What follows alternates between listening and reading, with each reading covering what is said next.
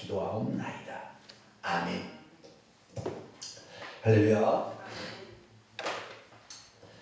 오늘도 우리를 인도하실 하나님께 감사, 찬양과 영광을 돌립니다. 오늘 저녁에는 예수님이 누구신지에 관하여 요한계시록에 등장하는 예수님을 좀 살펴보게 될 텐데요. 요한계시록에 나오는 그 예수님, 이 예수님이 한면으로는 예수 그리스도의 인성을 중심으로 하는 예수 그리스도가 이렇게 표현되기도 하고요. 조금 울려서 좀 조정을 해야 될 것 같아요.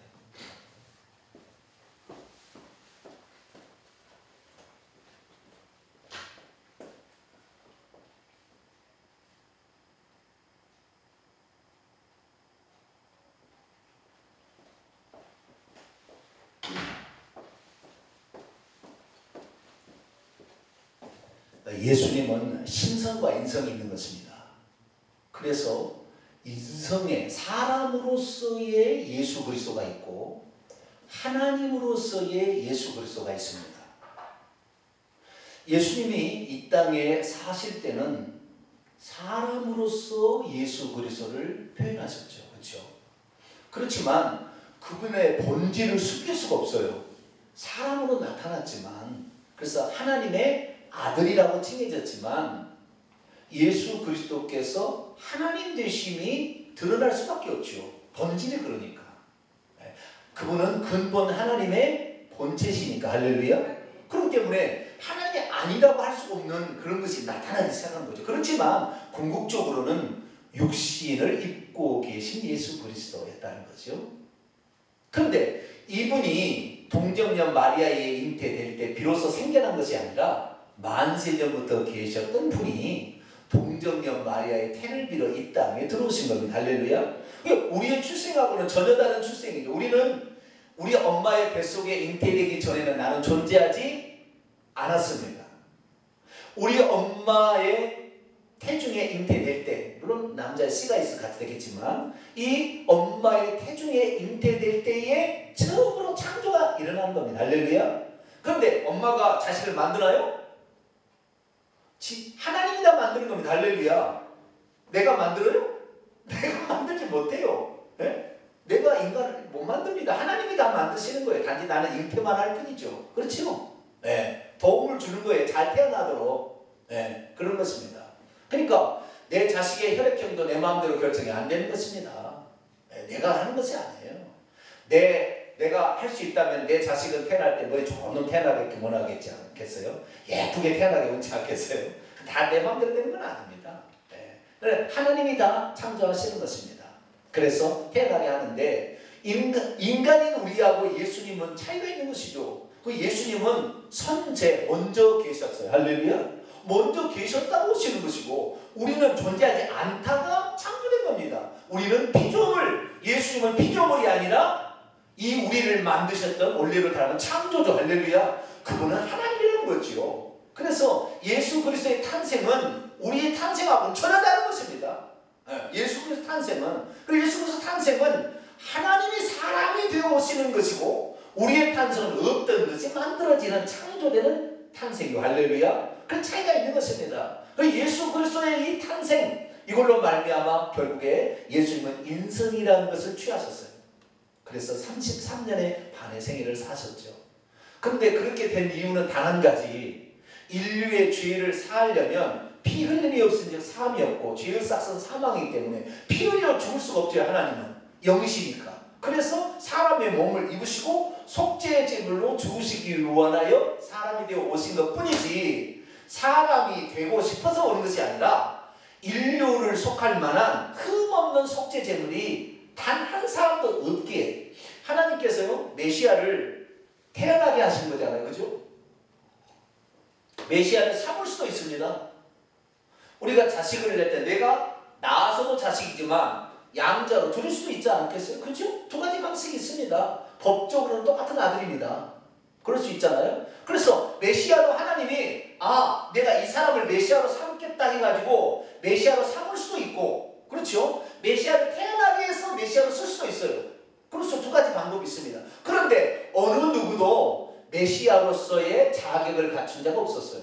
흠없는 죄 없는 사람이 없었던 거죠. 그래서 하나님께서 오실 수밖에 없었던 거다. 할렐루야. 그래서 예수 그리스도의 인성은 우리 인간을 구원하기 위한 것이지 하나님이 할 일이 없어 그런 것도 아니고 하나님께서 일부러 연약해지려고 그런 것도 아니고 오직 우리의 죄를 위하여 할렐루야 우리의 죄를 위하여 대속제물이 되고자 하나님이 자기를 낮추시고 피조물의 형상을 입고 오신 겁니다. 할렐루야. 그런데 저 여호와 증인은 예수님이 피조물이라고 얘기를 한다 이 말이에요. 저기는 지옥 갑니다.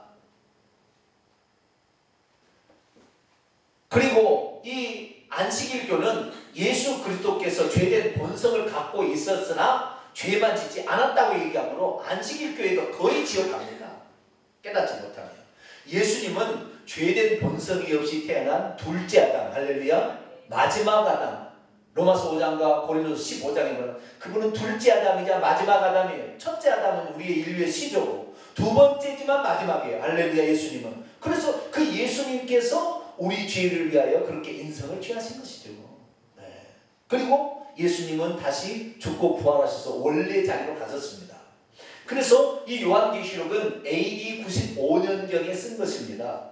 예수 그리스도께서 33년 반의 생애를 사셨는데 이쪽 저쪽 따지고 한다면 예수님은 30살에 돌아가셨을 거예요. 그렇다고 한다면 약 65년이 지난 후에 쓴 것이 요한계시록이니까 요한계시록에서 등장하는 이 예수님은 하나님으로서의 그 역할이 더 많이 나오겠습니까? 인간으로서의 그 역할이 더 많이 나오겠습니까?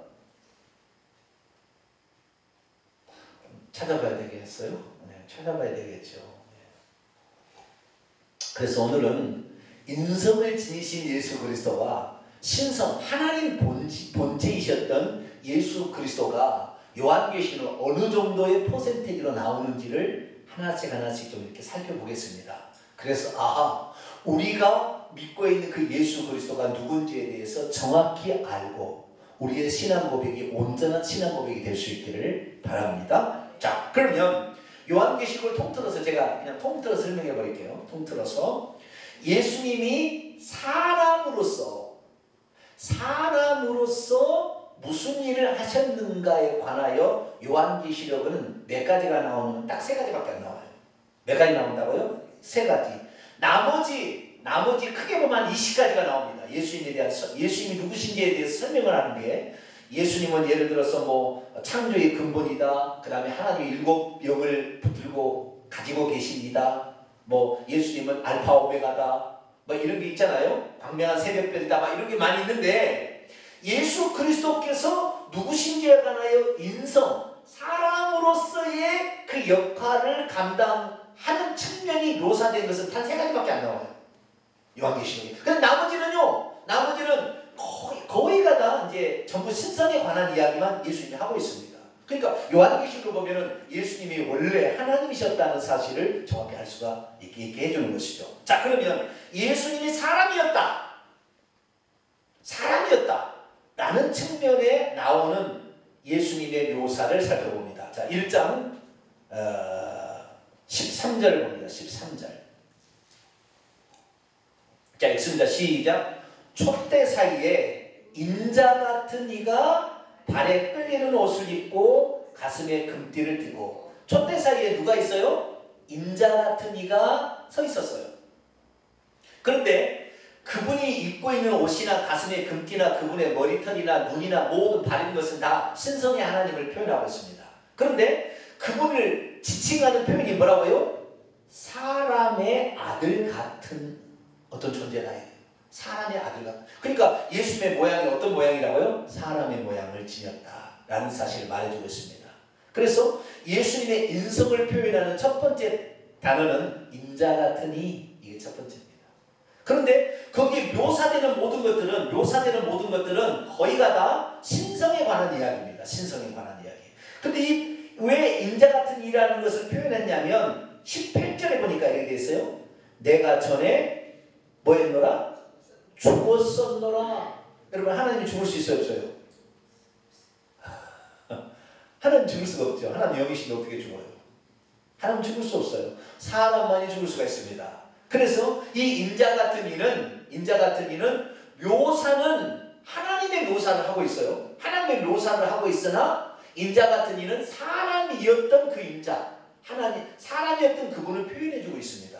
그래서 죽음의 경험을 했던 인자 같은 이라고 표현되는 것이 예수님의 인성에 관한 첫 번째 표현입니다. 두 번째 표현은 22장에 나와 있습니다. 요한계시록 22장 16절을 봅니다. 22장 16절 있습니다. 시작.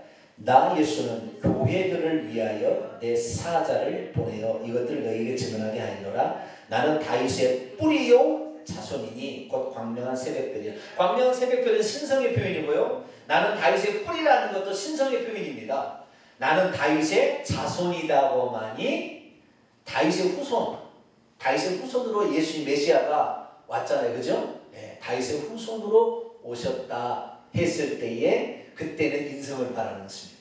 네, 그래서 예수님은 다윗의 자손으로 이 요한계시록에 보면 이 구약의 인물들의 이야기가 거의 안 나옵니다. 지파 얘기하면서 지파 이름만 나올지 구약의 인물들 얘기가 전혀 안 나와요. 오직 다윗만 나와요.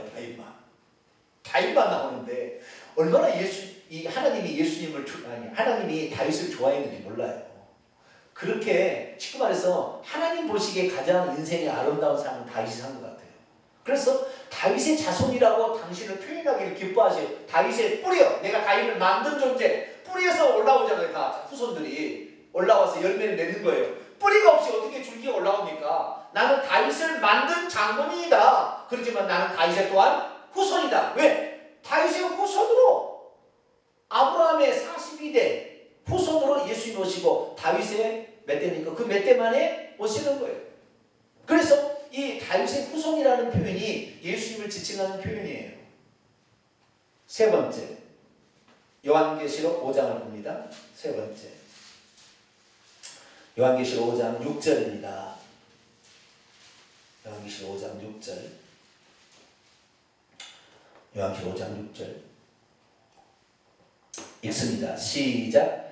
내가 또 보니 보좌와 네 생물과 장로들 사이에 한 어린 양이 서 있는데 일찍이 죽임을 당한 것 같더라. 그에게 7뿔과 7눈이 있으니 이놈들은 온 땅에 보내심을 받은 하나님의 7영이더라. 어린 양으로 나옵니다. 일찍 죽임을 당한 어린 양. 어떤 어린 양이라고요? 일찍 죽임을 당한 어린 양. 12절에도 나오죠. 천사들이 외칩니다. 큰 음성으로 말하기를 죽임을 당하신 어린 양은 능력과 부와 지혜와 힘과 존귀와 영광과 찬송을 받으시기에 합당하도다. 이 뒤에 찬송은 하나님께 하는 찬송입니다. 신성한 하나님께. 그런데 앞에 그 수식어는 죽임을 당한 어린 양이라고 표현하고 있습니다. 그래서 이 예수님에 대한 표현이 인자 같은 이, 사람의 아들 같은 이라는 거죠. 그 표현이 있고요. 그 다음에 다윗의 자손이라는 표현이 있고요. 일찍 죽임을 당한 어린 양, 요것만이 인성의 예수님을 말하는 거예요. 아시겠죠? 그런데 한 가지 표현이 더 있어요. 한 가지 표현이 더 있는데 이것은 신성이라고도 말해도 되고 인성이라고도 말해도 됩니다. 자, 그 한 가지 표현은 3장 18절에 나옵니다. 3장 18절 3장이 아니라 2장 18절 죄송합니다. 2장 18절 읽습니다. 시작. 도아디라 교회 사자에게 편지하라. 그의 눈이 불꽃 같고 그의 발이 빛난 주석과 같은 하나님의 아들이. 하나님의 아들이라는 것은 신성일까요? 인성일까요? 하나님이 난 아들인데 신성만 지녔기 있어 인성이 지녔겠어요? 그래서 예수님은 하나님의 아들이라는 것은 하나님이라는 말이에요. 자, 소가 새끼를 낳으면 뭐가 됩니까? 송아지를 낳죠. 송아지는 송가요 아닌가요? 천천히 생각해 보세요. 자, 개가 강아지를 낳습니다. 강아지는 개인가요 아닌가요? 개의 본성이 여기 들었죠? 네? 개의 본성이 들었어요. 그래서 개는 잘생긴 사람을 보면 짖게 되고 이렇게 하는 것이 코가 후두가 발달하는 이런 것들은 그 본성이 여기 다 들어있는 것입니다. 하나님의 아들이라고 했을 때는 하나님이라 그 말이에요. 그런데 아들이라고 표현해야만이 하나님이라고 표현하면 하나님은 보이지 않는데 어떻게 하나님이 나타나느냐 할 것 같아서 예수님께서 다시 자신을 아들이라고 표현한 거죠. 아시겠죠? 그래서 하나님의 아들이라고 표현한 것은 사람의 모습을 취하고 있기 때문에 사람들이 예수님을 바라볼 때 하나님의 아들이라고 해야 이해가 할 수 있어서 자신을 하나님의 아들이라고 표현했는데 하나님의 아들이라고 표현한 것은 항상 간접적으로 표현했고 직접적으로는 항상 인자라고 했어요. 다 자기를 생각할 때 부를 때 나는 사람의 아들이라. 아시겠죠? 그래서 하나님의 아들이라는 표현은 인성이라는 쪽보다는 신성에 강하지만 그래도 아들로서 오셨다는 의미에서는 인성으로서도 이렇게 표현이 되어지는 표현입니다. 어쨌든 세 가지가 인자 같으니 다윗의 자손, 일찍 죽으려 어린 양하는 이것은 다 인성에 관한 표현이라는 거 아시겠죠? 나머지는 전부가 다 신성입니다. 자, 다시 1장으로 넘어가겠습니다. 자, 이 1장 9절부터 보게 되면 사도 요한이 반모섬에 있을 때에 주의 날에 성령에 감동되어서 환상을 보게 됩니다. 그때 7 금 촛대 가운데 거닐고 있는 인자 같은 이를 발견하게 되는데 그분이 예수님이신데 이분이 나타나서서 사도 요한에게 엎드리니까 손을 얹고 이제 명령을 하죠.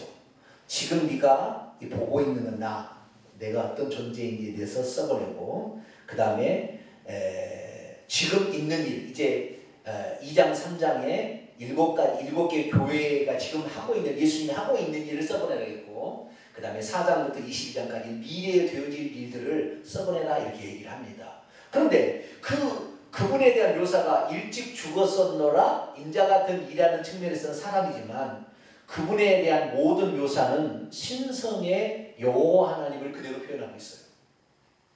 자, 보겠습니다. 13절 촛대 사이에 인자 같은 이가 발에 끌리는 옷을 입고 있고 가슴에 금띠를 띠고 그의 머리와 머리털의 희기는 흰 양털 같고 눈 같으며 그의 눈은 불꽃 같고 그의 발은 풀무불에 달려간 빛난 주석 같고 그의 음성은 많은 물소리와 같으며 이렇게 되어 있죠.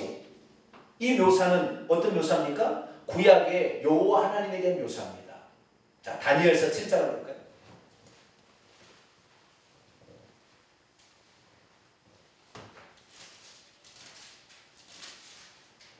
다니엘서 7장 9절 10절 다니엘서 7장 9절 10절 같이 읽다 시작. 내가 보니 왕자가 놓이고 옛적부터 항상 계시니가 좌정하셨는데 그의 옷은 희기가 눈 같고 그의 머리털은 깨끗한 양의 털 같고 그의 보좌는 불꽃이요 그의 바퀴는 타오르는 불이며 불이 강처럼 흘러 그 앞에 나오며 그를 섬기는 천사는 천천히요 그 앞에 모성자는 만만이며 심판을 베푸는 책들이 펴놓여 있었죠. 그죠? 여기에 묘사는 성부 하나님에 대한 묘사죠. 하나님에 대한 묘사인데 요한계시록 1장에 나오는 인자 같은 이의 묘사는 예수님 묘사하고 있는데 구약의 하나님에 대한 묘사와 동일합니다.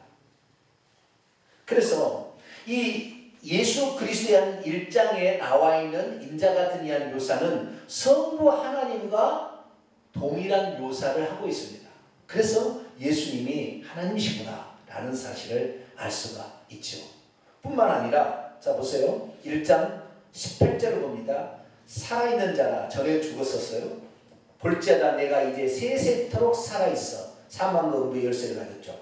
자, 세세토록 살아있는 이는 예수님을 지칭하는 말일까요? 하나님을 지칭하는 말일까요? 이것도 성부 하나님을 지칭할 때도 그렇게 쓰고 성자 예수님을 지칭할 때도 똑같이 쓰는 표현입니다. 자, 4장 10절을 볼까요? 4장 10절 있습니다. 시작.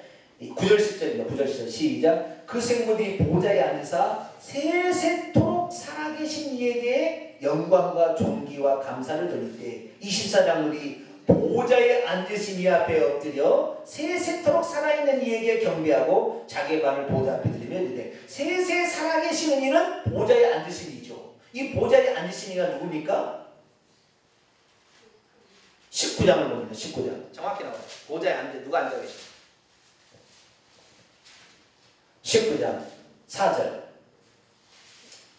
19장 4절 있습니다. 시작. 또 24장로와 네 생물이 엎드려 보좌에 앉으신 하나님께 경배하며 이르되 아멘 할렐루야. 이 보좌에서 음성이 나서 하나님의 종들 곧 그를 경외하는 너희가 작은 자는 그냥 우리 하나님께 찬송하. 보좌에 앉으신 누구라고요? 하나님을 지칭하는 말입니다. 그래 세세토록 살아계신 이가 보좌에 앉아있대요.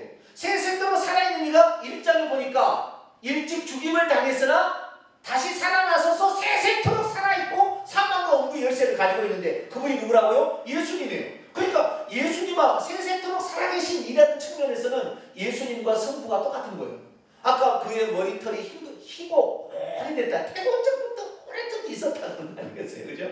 네? 그의 눈은 불꽃 같고 모든 것을 다 전지하신 감찰을 다 알고 계시는 그런 측면 이건 전능하신 하나님에 대한 표현이죠. 그렇죠? 하나님 전지전능한 하나님의 표현이에요. 그 묘사는 하나님의 표현이에요. 근데 인자 같은 이라고 표현하고 있어요. 왜요? 한때 하나님께서 인성을 취하신 그것을 취하셨는데 그 몸을 그대로 가지고 가셨어요. 우리는 죽어도 이 몸을 이대로 못 가져갑니다. 왜? 우리는 흙이 육신이 된 것이고 하나님은 말씀이 육신이 된 거. 할렐루야. 하나님이 육신이 된 것이고 우리는 흙이 육신이 됐으니까 우리는 이 몸 같지 이런 안 갖고 가요. 그러니까 내가 쭈그렁망탱이가 돼가지고 죽어도 절대 슬퍼하지 마세요. 왜냐? 가장 아름다운 모습으로 바뀐답니다. 할렐루야. 지옥에 떨어진 사람은 그런데 죽을 때 그 모습 그대로 가져간대요. 지옥에 떨어지면 비참합니다. 교통사고로 머리가 빠개진 사람은 지옥에 가도 머리가 빠개지대요. 다리가 잘라진 사람 다리 잘라지는데요. 그러니까 우리는 희라스로라도 천국에 들어야 됩니다. 할렐루야. 다시 1장으로 넘어옵니다. 모든 묘사가 아까 세 가지를 제외하는 모든 묘사가 다 신성에 대한 묘사를 하는 거예요. 지금 보세요. 성부하고 똑같은 거예요. 자, 그 다음 17절 봅니다. 내가 볼 때에 그의 발을 엎드려 죽은 자 같이 되며 그의 오른손을 내거 이르시되 두려워하지 말라. 나는 처음이요 마지막이라. 뭐라고요? 나는 처음이요 마지막이라. 누가 지금 얘기하고 있어요? 예수님이 인자 같은 이가 전에 죽었었던 그분 사망과 음부 열쇠를 가지고 있는 분이 나는 처음이요 마지막이라 이렇게 얘기하고 있어요. 그러면 나는 처음이요 마지막이라 이렇게 얘기하신 분은 누굴까요? 1장 17절에서는 예수님을 말하는 거죠. 그렇죠? 예수님을 말하는 건데 자 21장으로 가볼까요? 21장 보좌에 앉으신 이를 하나님이라고 해야 됩니다. 아시겠죠? 근데 그분이 예수님이지만 보좌에 앉아 계시는 분은 우선 하나님이라고 정의를 하셔야 됩니다. 자, 21장 5절 6절을 봅니다. 5절 6절 있습니다. 시작. 보좌에 앉으신 이가 보좌에 앉으신 누구라고요? 하나님. 하나님이라고 해야 됩니다. 하나님이 이르시되 보라 내가 만물을 새롭게 하노라 하시고 또 이르시되 이 말은 신실하고 참되니 기록하라 하시고 또 내게 말씀하시되 이루었도다. 나는 알파와 오메가요. 처음과 마지막. 아까 예수님이 뭐라고? 나는 처음과 마지막. 그렇게 했죠. 네? 아까 그러지 않았어요? 1장 17절에 나는 처음과 마지막으로 했는데 여기서는 누가 그래요? 성부 하나님이 보좌에 앉으신 하나님이 뭐라고요? 나는 알파와 오메가라 이렇게 얘기를 했다. 알파와 오메가라. 알파와 오메가라는 말은 자 22장으로 가고 22장 13절을 보세요. 이 13절에 나는 16절 보니까 나 예수요. 예수님 하신 얘기입니다. 자 13절 있습니다. 시작. 나는 알파와 오메가요 처음과 마지막이요 시작과 마침이라. 이게 또 똑같은 말입니다. 알파와 오메가라는 것은 헬라어의 첫 글자가 알파고 끝이 뭐예요? 오메가예요. 그러니까 시작이요 마침이요. 그죠? 처음과 마지막이요 알파 오메가가 똑같은 말입니다. 아시겠죠? 그런데 이 표현은 하나님이 내가 누구라 라고 지금 표현하는 표현 첫 번째 표현입니다. 묘사하고 내가 누구라고 선언하는 것은 다른 것입니다. 아시겠죠? 이것을 하나님의 자기 선언이라고 합니다. 뭐라고요? 하나님의 자기 선언. 나는 무엇이다 라고 표현하는 것이 하나님의 자기 선언인데 나는 이런 자다 할 때 하나님은 나는 처음이요 마지막이요 시작과 끝이요 알파 오메가다 라고 얘기하므로 하나님은 모든 시간을 한눈으로 찍어보고 시간 밖에서 이 인류의 역사를 주관하는, 그러니까 하나님은 미래의 것도 현재로 보시고 과거도 현재로 보시는 분이에요. 할렐루야. 이런 분이란 말이에요. 그런데 예수님께서 요한계시록 1장 17절에 나는 처음이요 마지막이라 그렇게 했다는 거예요. 그러니까 처음으로 마지막이라는 그 말은 예수님이 하나님과 동일한 표현을 쓰고 있는 거예요. 할렐루야. 그러니까 예수님이 신성을 말하는 것입니다. 그러니까 예수님이 하나님이다 이 말입니다. 할렐루야. 그럼 하나님과 똑같은 것이다 이렇게 말하고 있다는 것입니다. 뿐만 아니라 예수님께서 3장 14절을 볼까요? 3장 14절. 예수님이 창조주라고 나와요. 자, 창세기 3장 14절. 창세기 난다. 요한계시록 3장 14절. 시작. 라오디게아 교회 사자에게 편지하라. 아멘이시오 충성되고 참된 증인이시오 하나님의 창조의 근본이시니가. 여기 보니까 근본이라는 어른은 아르케입니다. 하나님의 창조의 시작이시니가. 그러니까 창조의 시작, 이게 누구예요? 하나님이 창조의 시작에서 시간이 생성돼서 그때부터 시간이 째깍째깍 돌아간 거 아닙니까? 그렇죠? 그래서 예수 그리스도께서 창조주 하나님이심을 여기에서 말해주고 있습니다. 그다음뿐만 아니라 이제 보좌에 앉아 계신 이에 대해서 이제 그 묘사를 하는데요. 보좌에 누가 앉아 계시느냐 천천히 보겠습니다. 자, 7장 넘어갑니다. 7장. 보좌에 앉아 계시니까 하나님이신데 이 하나님이 누군가 정확히 나와요. 자, 7장 15절. 7장 15절 있습니다. 시작. 그러므로 그들이 하나님의 보좌 앞에 있고 또 그의 성전에서 밤낮 하나님을 섬김에 보좌에 앉으시니가 그들 위에 장막을 치시니 그들이 다시는 죽지도 아니하고 목마르지도 아니하고 해나 아무 뜨거운 길에 상하지도 아니하리니 이런 보좌 가운데 계신 어린 양이 누구요? 보좌 가운데 누가 계세요? 어린 양이 계시잖아요. 보좌 가운데. 보좌에 누가 앉아 계셔? 어린 양이 앉아 계시는데 그분이 목자가 되사 생명수샘으로 인도하는데 구약의 시편 23편 여호와는 나의 목자시니 여호와가 목자예요. 그죠? 근데 요한복음 10장에 가면 나는 선한 목자라 나는 양들의 목숨을 버린다. 예수님이 목자라고 그랬어요. 누가 선한 목자라고 여호와는 나의 목자라고 노래했어요? 다윗이 했어요. 왜 다윗의 자손이요 자식의 뿌리라고들 쓰느냐? 다윗처럼 하나님을 사랑하고 하나님을 찬양하기를 기뻐했던 사람이 이전에도 없고 이후에도 없는 것 같아요. 얼마나 하나님을 사랑했는지 몰라. 하나님을 사랑하기 위해서는 왕도 버려버려. 왕 자리도 버려버려. 네? 하나님을 사랑할 수만 있다면 이게 다윗의 마음이에요. 우리 그런 마음이 되기를 축원합니다. 그런 마음이 돼. 수금을 뜯어도 여호와는 나의 목자시니 여호와는 나의 목자시니 내가 부족함이 없으리로다. 그 찬송을 한번 이제 한번 불러봐야 되겠어요. 그죠? 그 보좌에 앉아 계신 분이 누구라고요? 어린 양이 앉아 계시다. 어린 양이. 일찍 죽임을 당한 그 어린 양이 거기 앉아 계신다는 거예요. 19장을 또 볼까요? 19장. 누가 앉아 계십니까? 19장. 11절. 11절.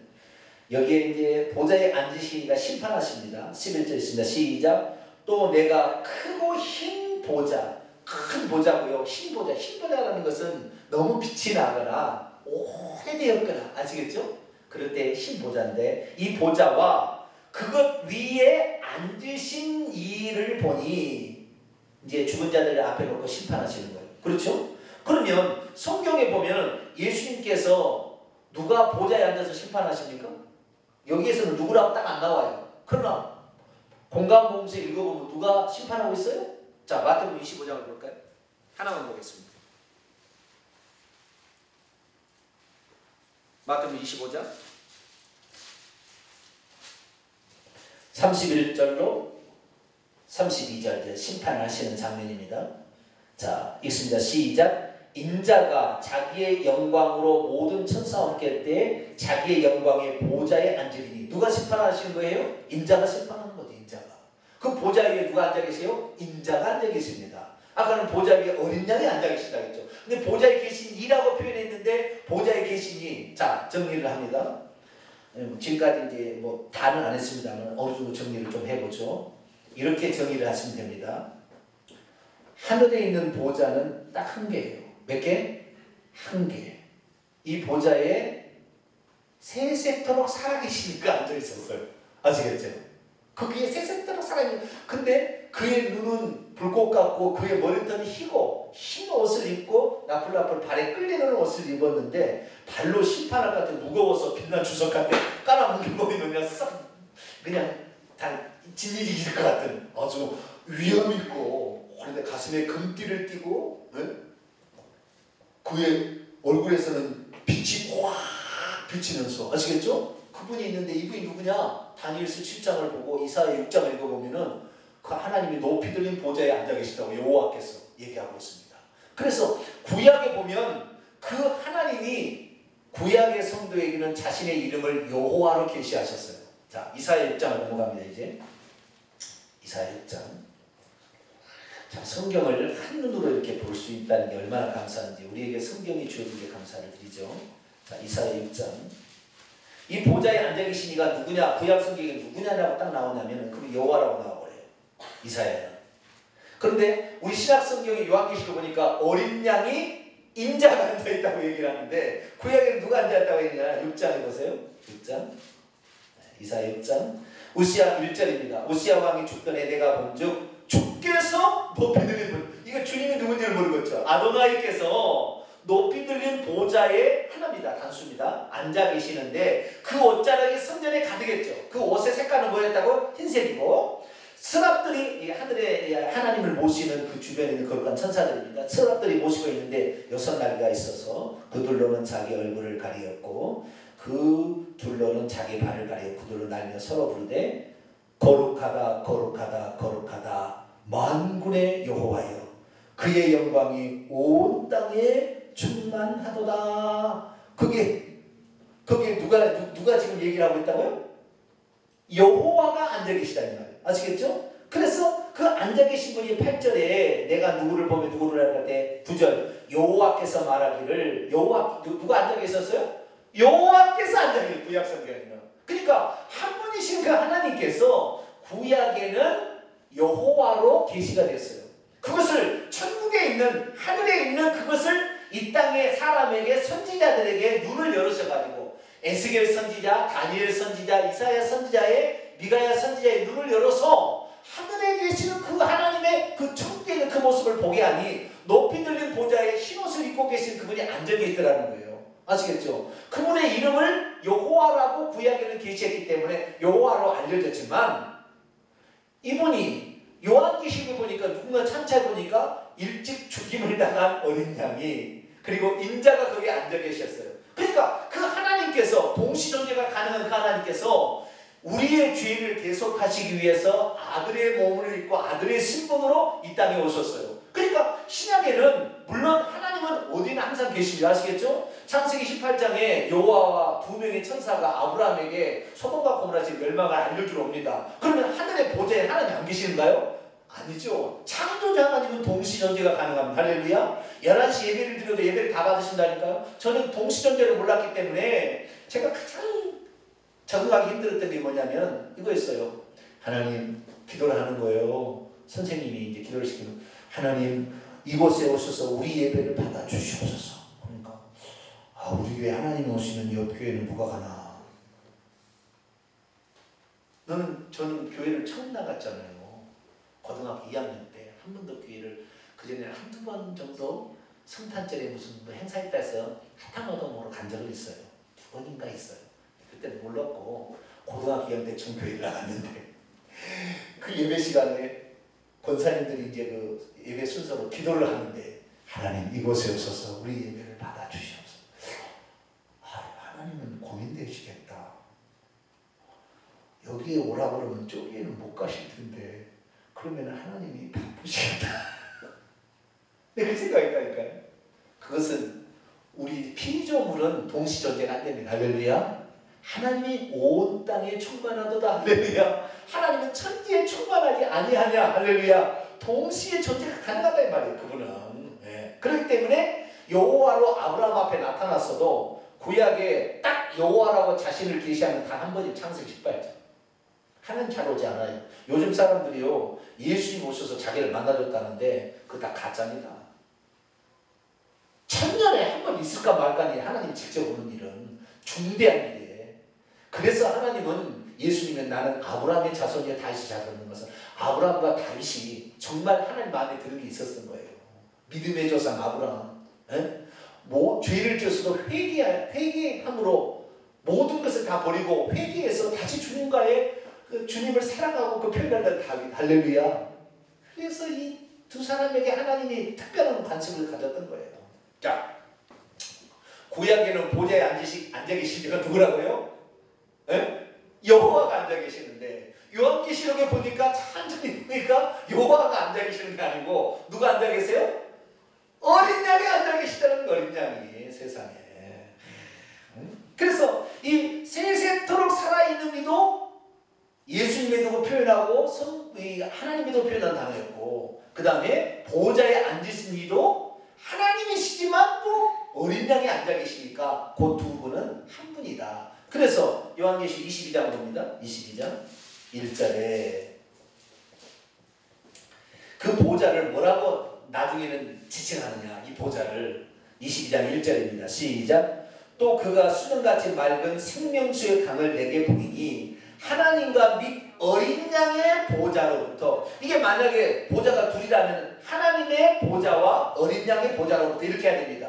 그런데 하나님 및 어린 양의 보좌는 단수예요. 그러니까 그것이 곧 하나님의 보좌요 어린 양의 보좌요. 아시겠죠? 하나님이 어린 양이다 이 말이에요. 아시겠죠? 하나님은 곧 어린 양이다 이렇게 표현하는 것입니다. 아시겠죠? 너무 간단하죠? 자, 그러면 1장 넘어옵니다. 1장 8절입니다. 1장 8절. 주 하나님 전능하신 이가 나와요. 주 하나님 전능하신 이가 나오는데 주 하나님이 누굴까? 자 봅시다. 이 1장 8절은 삼위일체 하나님에 대해서 정확하게 표현해버립니다. 1장 8절이 성경에서 가장 확실한 표현이에요. 이사야는 9장 6절이고 이사야 9장 6절이고 여기에서는 신약에서 1장 8, 요한계시록 1장 8절이 삼위일체 하나님. 지금 봐서 이 세상에서는 세 방면으로 보이지만 한 분신 하나님에 대해서 정확히 얘기하는 거죠. 자, 읽습니다. 시작. 주 하나님이 이르시되 나는 알파 오메가. 자, 알파 오메가 22장 계시록 22장 13절에 누가 했어요? 나 예수가 그랬다겠죠. 그런데 여기서 누가요? 주 하나님이 뭐라고요? 나는 알파 오메가. 제가 그렇습니다. 요한계시록에 보게 되면 자기 선언이라는 게 있다니까요. 남이 세세토록 살아계십니다. 일찍 죽으리라 어린 양이다. 이것은 천사들이 지칭하는 표현이고 본인이 나는 뭐다라는 거 이것밖에 없어요. 나는 알파 오메가요. 나는 시작과 끝이요. 처음과 마지막이라 하는 것은 하나님만 그렇게 하는 거예요. 아시겠죠? 다른 표현이 없어요. 이 표현이 아주 중요한 표현인데 이 표현을 예수님도 그대로 사용하고 있고 주 하나님께서도 그대로 사용하고 있어요. 곧 주 하나님이 누구시다? 예수님이다 라고 딱 되는 것입니다. 아시겠죠? 하나님이라. 그리고 표현하기를 이제도 있고 자 과거 현재 미래입니다. 이것이 알파 오메가라는 것이 시작과 끝이니까 시간을 다 한눈으로 보신다 이 말인데 시간적으로 표현합니다. 지금도 있고 전에도 있었고 장차 미래 재림할 자인데 그분이 전능한 자 이렇게 표현하고 있습니다. 자 지금 있고 지금 있는 것은 촛대 사이에 지금 촛대 사이에 이렇게 걸어다니시는 그 인자 같은 이 모양은 하나님인데 사람처럼 보이는 그분 자신을 일찍 죽었다고 표현하신 그분이 뭐예요? 지금 있는 분이에요. 그런데 나는 어때요? 알파 오메가 나는 전에도 있었다. 어떻게 있었어요? 여호와로 있었죠. 장차 올 자다. 그 누가 재림하시는 여호와가 재림하십니까? 예수님이 재림하십니까? 예수님이 재림하죠. 예수님이 재림하니 그러니까 주 하나님이 곧 재림. 자 재림 누가 하시느냐 정확히 표현하면 22장 마지막 앞절 보세요. 22장 20절 누가 오시는 것인가 누가 재림하시는 것인가 정확히 얘기합니다. 재림하시는 이가 누군가 시작. 이것을 증언하신 이가 이르시되 내가 진실로 속히 오리라 하시거늘 아멘. 주 예수여 오시옵소서. 자, 내가 속결이라는 얘기를 하는데 아까 주 하나님이 장차 내가 올자 갈자 갔다 간다 재림할 얘기를 했어요. 주 하나님이. 그런데 누가 오시는 거예요?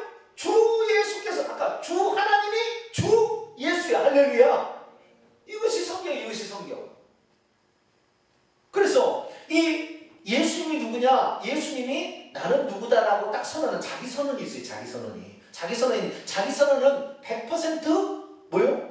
구약의 여호와 하나님의 자기 선언을 누가 하고 있습니까? 예수님이 하고 있는 것입니다. 자, 구약 성경을 봅니다. 이사야 44장 6절. 이사야 44장 6절.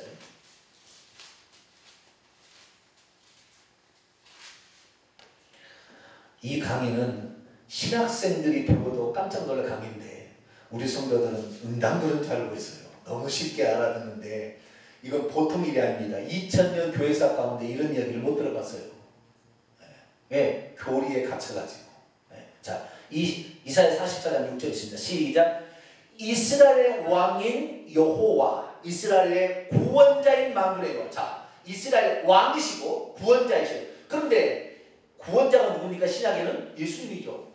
오늘날 다윗의 동네에 너희를 위하여 구원자가 나섰으니, 구주가 나섰으니 곧 그리스도 주시니라.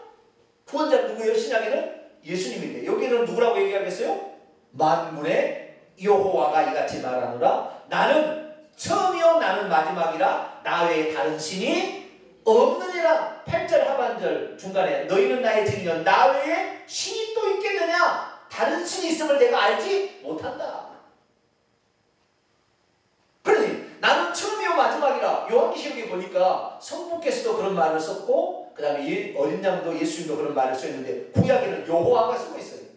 곧 구약에는 하나님이 전능하신 그 하나님이 여호와로 자신의 이름을 계시하시고 이스라엘 백성하고 역사하신 할렐루야 일을 하시다가 우리의 구원을 위하여 그 여호와께서 구원자 메시아를 보내준다고 계속 4000년 동안 350가지 이상을 예언했어요. 왜? 누가 내가 와서 내가 여호와 메시아다 그런다 해서 따라가면 어떻게 가짜를 따라가면 안 되잖아요. 그렇기 때문에 누구라고 예수 계속 하나님이니까 알파 오메가니까 미리를 아시니까 얘기를 하신 거죠. 이렇게 한다. 그래가지고 딱 와서 보니까 그분을 내가 하나님이라고 하면 아무도 피조물이 네가 무슨 사람이 네가 하나님이라고 그럴까봐 나는 아들이라고 그러는 게 예수님이에요. 나는 아들이라. 그 예수님이 이제 신약에서는 하나님 한 분 하나님이 아들의 모습으로 왔어요. 그럼 하나님의 보좌는 하나님 있어요 없어요? 있죠. 동시존재가 가능하니까. 그렇게 있었어요. 그래서 예수님이 이 땅에 오셨다가 죽어서 다시 가셔서는 원래 보좌로 가신 거예요. 그러니까 이 보좌에 앉아 계심이 누구예요? 예수님이 앉아 계신다. 할렐루야. 이것이 성경이 가르치는 거예요. 그 다음에 또 예수님이라는 표현 조금만 더 하고 이제 마치 다 왔습니다. 자, 요한계시록 15장을 봅니다. 두 가지만 더 살펴보고 마치죠. 요한계시록 15장 3절. 요한계시록 15장 3절 있습니다. 시작. 하나님의 종 모세의 노래 어린 양의 노래를 불러 이르되 주 하나님 전능하신 이시여. 자, 아까 1장 8절도 그런 말이 있었죠. 주 하나님이 곧 나는 알파 오메가요. 이제 지금도 있고 전에도 있었고 장차 올 자요 전능한 자라고 그랬죠. 주 하나님 전능하시니요 당신의 하시는 일이 크고 놀랍습니다. 만군의 왕이시여 주의 길이 의롭고 참되십니다. 여기 보니까 주 하나님일 뿐만 아니라 주 하나님이 왕이시라 표현하고 있죠. 만국의 왕이시여. 모든 민족들의 왕이 누굽니까? 주 하나님이라는 거예요. 주 하나님. 아시겠죠? 주 하나님인데 만국의 왕이 누구냐? 자, 17장 14절을 보세요. 왕이 누군가?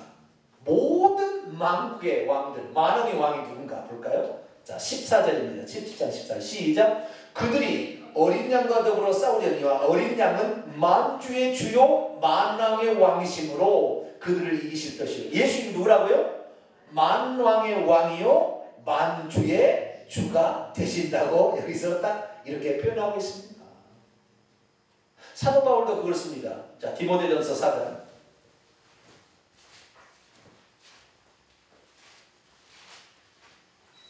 디모데전서 6장 4장에는 6장 6장 15절. 만왕의 왕이 누구인지, 아까는 어린 양이 만왕의 왕이라고 얘기했죠. 17장 14절에는 어린 양이 만왕의 왕 만주의 주인데, 디모데전서 6장 15절 봅니다. 시작.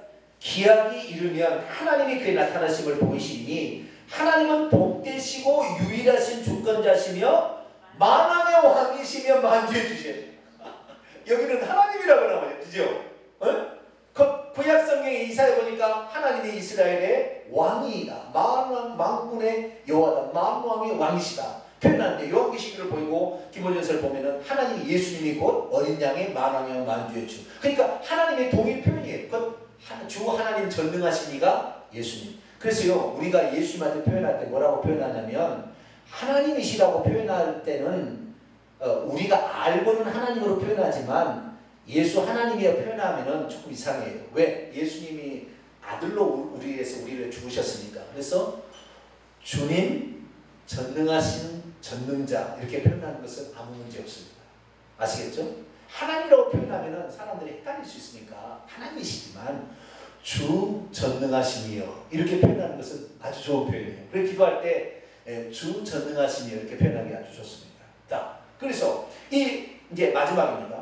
만왕의 만주의 주가 예수님도 똑같이 그랬고 성부도 똑같이 그랬어요. 결국에 한 분 하나님이 구약의 만왕의 만주의 주였고 신약의 만왕의 만주의 주가 돼서 여호와 예수님이다 이 말이에요. 아시겠죠? 너무 간단한데 마지막이에요. 자, 재림하실 분이 아까 누구라고 제가 얘기했어요? 아멘 주 예수요. 여기 22장 20절에 아멘 주 예수 오시옵소서 그랬어요. 내가 속히 가리라 이렇게 했어요. 그러면 예수님 오신다고 분명히 되어 있잖아요. 그렇죠? 그러면 구약에는 예수님이 재림한다고 되어 있을까요? 여호와가 재림한다고 되어 있을까요?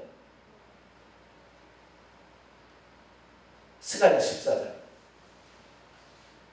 재림하실 분이 누군가? 스가랴 14장. 신약 성경하고 많이 붙었습니다. 스가랴가. 학계 스가랴 말라기. 스가랴가 뒤에서 두 번째는 스가랴 14장. 다 왔습니다. 다 왔어요. 요한계시를 보면 얼마나 예수님이 하나님이심을 전능자이심을 표현하는지 몰라요. 주 하나님의 나라.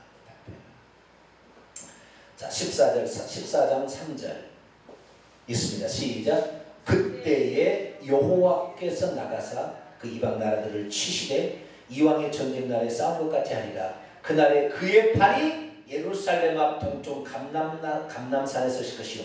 누구의 발입니까? 이 발은 여호와의 발이죠. 여호와께서 이날 전쟁하는 날에 아마게돈 전쟁일 건데 요한계시록 가면 이때 그의 발이 어디에 선다고요? 감람산에 선다. 그래서 사도행전 1장에 보면 예수님께서 감람산에서 500 형제들이 보는 앞에 승천합니다. 하늘로 가심을 본 그대로 다시 오리라 천사가 얘기합니다. 그리고 예수님이 감람산으로 오시는데 한국에 왔대요. 이만희가.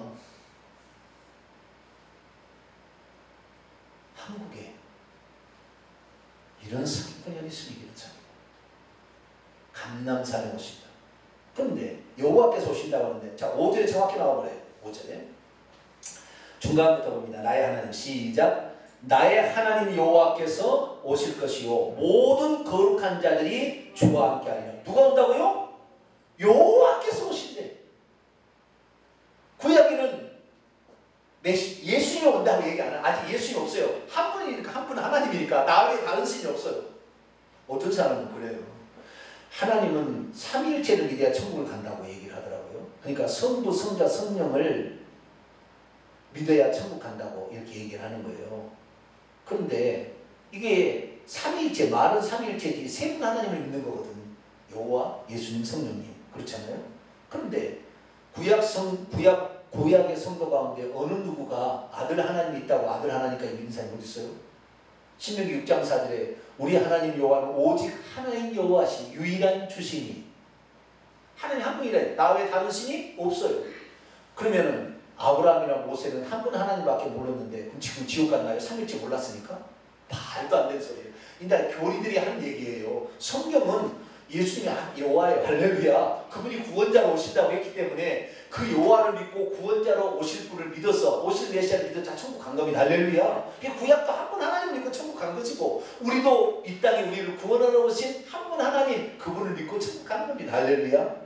그래서 또 조금 더 9절 보니까 여호와께서 천하의 왕이 되시리니 그날에 여호와께서 홀로 한 분이실 것이요 그의 이름이 홀로 하나님. 천하의 왕 만왕의 왕이 누구라고요? 여호와라고 되어 있는데 신약에는 만왕의 왕 만주의 주가 예수입니다.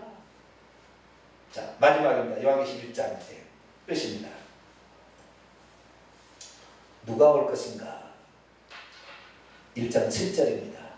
1장 7절 시작. 볼지어다 그가 구름을 타고 오시리라. 뭘 타고 오세요? 구름을 타고. 사도행전 1장에 보니까 구름 타고 올라갔으죠. 네. 그래서 구름을 타고 오시네요. 그런데 이만희가 구름 타고 왔나요? 하늘에서?